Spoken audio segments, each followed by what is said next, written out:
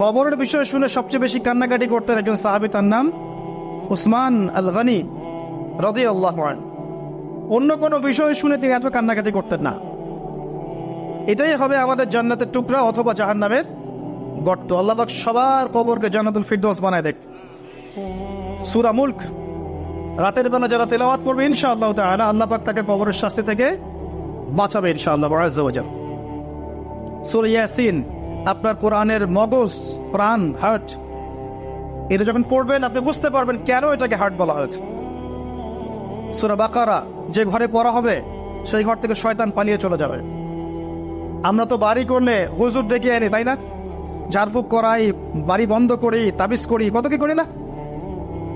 মাশাআল্লাহ, আসল কাজ করি না। একটা জায়গায় উঠেছেন, বাসায় উঠেছেন, নতুন বাসা, সূরা বাকারা তেলাওয়াত করেন। ব্যবসা স্টার্ট করেছেন, ওখানে সূরা বাকারা প্লে করেন বা তেলাওয়াত করেন। সূরা বাকারা যেখানে তেলাওয়াত হবে বরকত আসবে এবং সেখান থেকে শয়তান পালিয়ে যাবে ইনশাআল্লাহ তাআলা। অনেক ফজিলত আছে। সূরা কাফিরুন, ওই যে বললাম 1999 জন মানুষ জাহান্নামে যাচ্ছে, তাদের আমলনামায় কোন পাপটা কমন ছিল জানেন? তাদের আমলনামায় কোন পাপটা থাকতে পারে বেশি? শিরকের পাপ।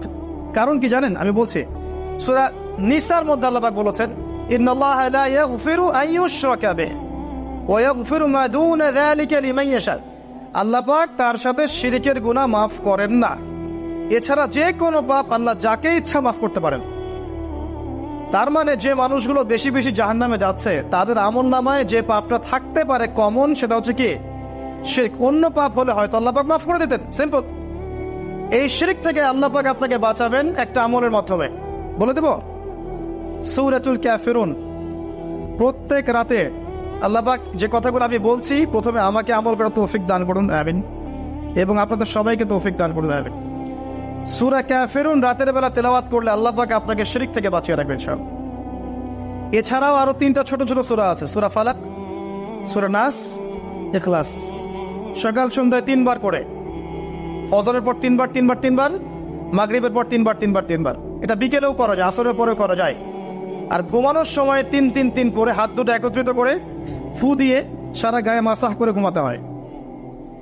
এটা করলে দৃশ্য অদৃশ্যের ক্ষতিগুলো আপনাকে স্পর্শ করবেন ইনশাআল্লাহ। মানুষ ঘুমালে শয়তান ঘাড়ে 3টা গিট দেয়, মনে আছে হাদিসটা? মনে আছে?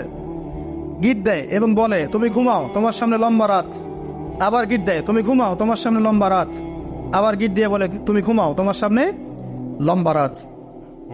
যদি আপনি 3 বার মাসাহ